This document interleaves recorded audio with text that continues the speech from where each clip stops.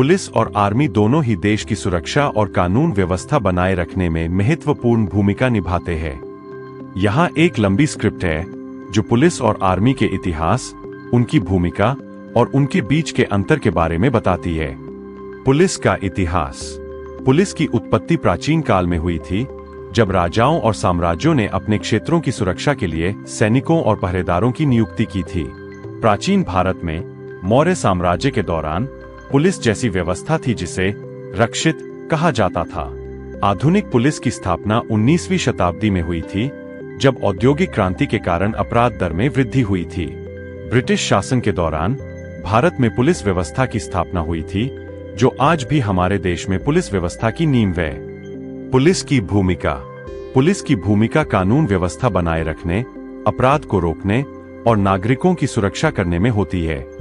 Police अपराधियों को पकड़ने, अपराध की जांच करने और न्यायालय में गवाही देने का काम करती है। पुलिस की भूमिका में शामिल है अपराध रोकना और अपराधियों को पकड़ना, कानून व्यवस्था बनाए रखना, नागरिकों की सुरक्षा करना, यातायात नियमों का पालन करवाना, आपातकालीन स्थितियों में मदद करना। आर्मी का इतिहास। आर्मी की उत्पत्ति भी प्राचीन काल में हुई थी, जब राजाओं और साम्राज्यों ने अपने क्षेत्रों की रक्षा के लिए सैनिकों की नियुक्ति की थी।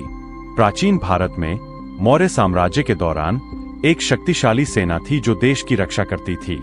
आधुनिक आर्मी की स्थापना 18वीं और 19वीं शताब्दी में हुई थी, जब राष्ट्र राज्यों का उदय हुआ था।